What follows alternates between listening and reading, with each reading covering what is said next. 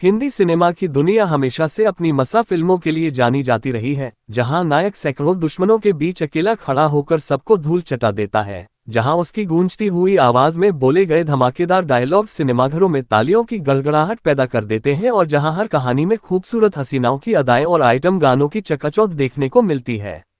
ऐसी ही एक फिल्म साल 1981 में आई थी, धर्मेंद्र और ऋषि कपूर स्टारर कातिलों के कातिल, जो अपने समय की सबसे चर्चित और रोचक एक्शन ड्रामा फिल्मों में गिनी जाती है। मेरे इलाके में मेरी इजाजत के बगैर जुए का अड्डा कैसे खुल गया, धर्मेंद्र की बुलंद आवाज में बोले गए इस डायलॉग ने दर्शकों के दिलों में आग लगा दी थी।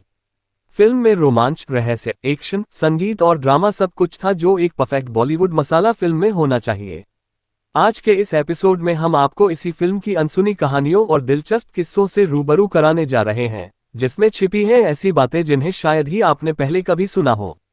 ये कहानी सिर्फ धर्मेंद्र या ऋषि कपूर की नहीं, बल्कि उस दौर के हिंदी सिनेमा की भी है जब एक्शन फिल्मों में भावनाएं, संगीत और रहस्य सबका संगम हुआ करता था।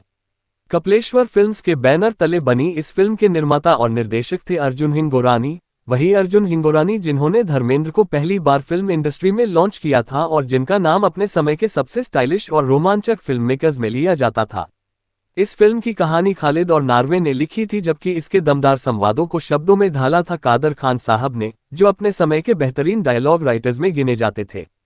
लगभग 2 घंटे 44 मिनट लंबी इस फिल्म को 11 दिसंबर 1981 को रिलीज किया गया था और इसमें मुख्य भूमिकाओं में नजर आए थे धर्मेंद्र, ऋषि कपूर, जीनत अमान, टीना मुनिम, निरूपा रॉय, अमजद खान, शक्ति कपूर, शमसुद्दीन मुकरी, केस्टो मुखर्जी, राजन हक्सर और बिरबल जैसे कलाकार, जिन्होंने फिल्म को एक अनोखा रंग दिया। फिल्म का संगीत दिया था कल्याणजी आनंद जी की जोड़ी ने, जिन्होंने गीतकार राजेंद्र कृष्ण, इंदिवा और अनजान के साथ मिलकर 7 शानदार गाने तैयार किए थे। इनमें यक ब यक कोई कहीं मिल जाता है, सरे बाजार करेंगे प्यार, ओ मेरी चोरनी ओ मेरी मोरनी के 2 संस्करण, ये तो अल्लाह को खबर, मैं वो चांद नहीं और टाइटल सॉन्ग कातिलों के कातिल की दास्तान सुनानी है जैसे गीत शामिल थे। इन गीतों को अपनी जादुई आवाजों से सजाया था लता मंगेशकर, आशा भोसले, मोहम्मद रफी, किशोर कुमार, हेमलता, महेंद्र कपूर, अनवर और अजीज जैसे दिग्गज गायकों ने।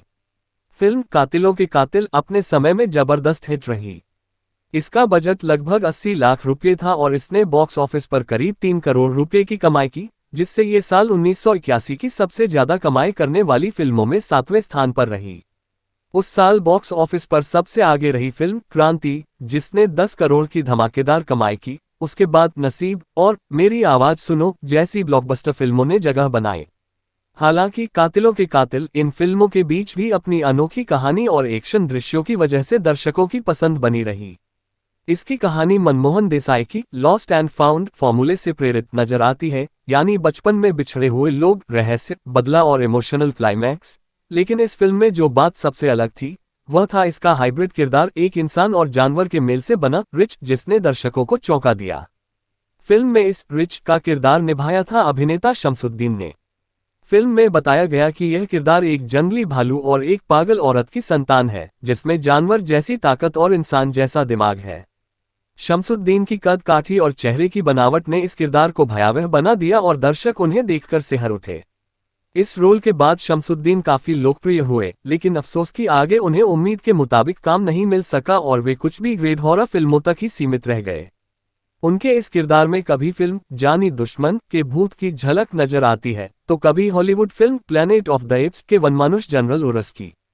दिलचस्प बात यह है कि अर्जुन हिंगोरानी ने शमसुद्दीन को यही किरदार साल 1991 में अपनी एक और फिल्म कौन करे कुर्बानी में भी दिया था, लेकिन इस बार वो डर पैदा करने में नाकाम रहे क्योंकि फिल्म का कॉस्ट्यूम बेहद घटिया और हास्यास्पद था, जिसने किरदार का असर खत्म कर दिया। अब बात करते हैं फिल्म के सबसे यादगार विलन अमजद खान की। फिल्म में अमजद खान का किरदार भले ही एक पारंपरिक बॉलीवुड खलनायक जैसा दिखता है, लेकिन उसे खास बनाता है उसकी गोद में हमेशा बैठी रहने वाली काली बिल्ली।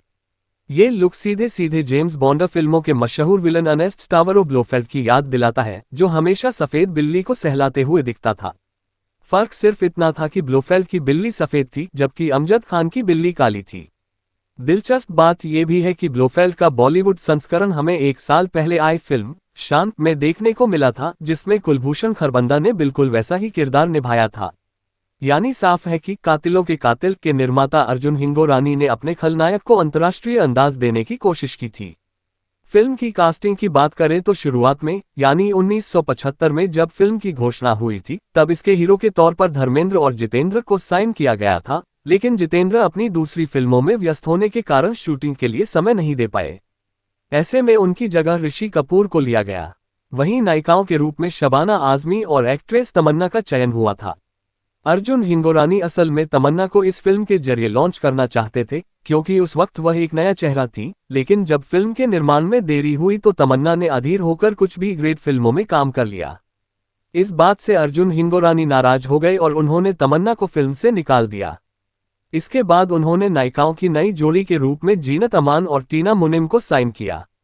जीनत अमान को धर्मेंद्र के अपोजिट और टीना मुनिम को ऋषि कपूर के अपोजिट रखा गया। अब अगर धर्मेंद्र की बात करें तो शूटिंग के दौरान एक ऐसा मौका भी आया जब उन्होंने फिल्म छोड़ने का फैसला लगभग कर लिया था। वजह थी फिल्म का गाना सरे बाजार करेंगे प्यार।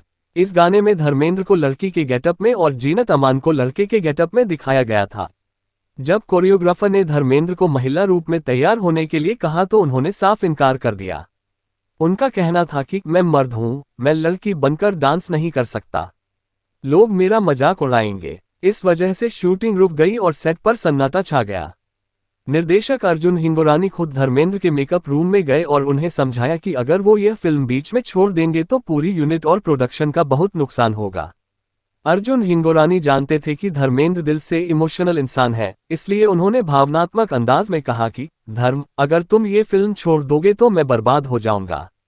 ये सुनकर धर्मेंद्र पिघल गए और आखिरकार गेटअप लेने के लिए तैयार हो गए। नतीजा ये हुआ कि कातिलों के कातिल धर्मेंद्र की पहली फिल्म बनी जिसमें वे लड़की के गेटअप में नजर आए। फिल्म में एक और दिलचस्प चीज थी इसका गीत ये तो अल्लाह को खबर है, जिसमें खुद निर्देशक अर्जुन हिंगोरानी फकीर के रूप में नजर आए थे। उनके इस कैमियो ने सबको चौंका दिया, क्योंकि बहुत कम लोग जानते थे कि अर्जुन हिंगोरानी कैमरे के सामने भी उतने ही सहज हैं जितने उसके पीछे। इस गीत को गौर से सुनने पर यह साल 1966 की फिल्म जहां कश्मीर के गीत बेगुनाहों का लहू है ये रंग लाएगा से काफी मेल खाता है। दोनों ही गानों की धुन लगभग एक जैसी लगती है और दोनों को ही मोहम्मद रफ़ी साहब ने अपनी आवाज दी थी। कातिलों के कातिल में एक और सीन था जिसने दर्शकों को हैरान कर दिया, जब धर्मेंद्र का सामना ब्रूस ली से होता है। इस सीन में जो एक्टर ब्रूस ली के रूप में नजर आता है वह असली ब्रूस ली से इतना मिलता जुलता था कि कई दर्शकों ने उसे सचमुच ब्रूस ली समझ लिया। फिल्म के क्रेडिट्स में भी उसे ब्रूस ली नाम से ही लिखा गया था। इसी तरह फिल्म के एक शुरुआती सीन में धर्मेंद्र एक बॉडी बिल्डर से मिलते हैं और वह बॉडी बिल्डर हूबहू अमेरिकी एक्टर और मसल स्टार स्टीव रिप्स जैसा दिखता है। यह दिखाता है कि फिल्म की यूनिट ने उस दौर में विदेशी स्टाइल का एक्शन लाने की कोशिश की थी, जो उस समय काफी नया प्रयोग था। हालांकि कातिलों के कातिल ने बॉक्स ऑफिस पर शानदार कमाई की और दर्शकों को खूब पसंद आए, लेकिन अवार्ड्स के मामले में यह फिल्म बेहद बदनसीब साबित हुई। 1982 में हुए 29वें फिल्म फेयर अवार्ड्स में न तो इसे कोई नॉमिनेशन मिला और न ही कोई ट्रॉफी। ये देखकर दर्शक और आलोचक दोनों हैरान रह गए, क्योंकि फिल्म का music, set design, action sequence और स्टारकास्ट सभी अवार्ड लायक थे। आज जब हम पीछे मुड़कर देखते हैं तो कातिलों के कातिल सिर्फ एक एक्शन फिल्म नहीं बल्कि उस दौर के सिनेमा की पहचान बन जाती है, जब फिल्मों में असंभव को भी संभव बना देने का जादू होता था। धर्मेंद्र का स्वैग, ऋषि कपूर की मासूमियत, जीनत अमान का ग्लैमर, अमजद खान का खतरनाक अंदाज और कल्याणजी आनंद जी का संगीत, ये सब मिलकर इस फिल्म को एक ऐसी मनोरंजक यात्रा बना देते हैं जो आज भी दर्शकों के जेहन में ताज़ा है। तो दोस्तों, ये थी धर्मेंद्र और ऋषि कपूर स्टारा फिल्म कातिलों के कातिल की रोचक और अनसुनी दास्तान। एक ऐसी फिल्म जो मनोरंजन, रहस्य और नॉस्टैल्जिया का अद्भुत संगम थी।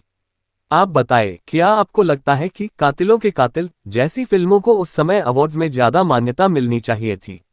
अपनी राय हमें कमेंट में जरूर बताएं, और अगर आपको ये कहानी पसंद आई हो तो ऐसे ही पुराने सिनेमा के स्वर्णिम दौर की और कहानियां सुनने के लिए चैनल को जरूर सब्सक्राइब करें, क्योंकि हम फिर लौटेंगे एक और भूली बिसरी मगर दिलचस्प फिल्म की कहानी लेकर।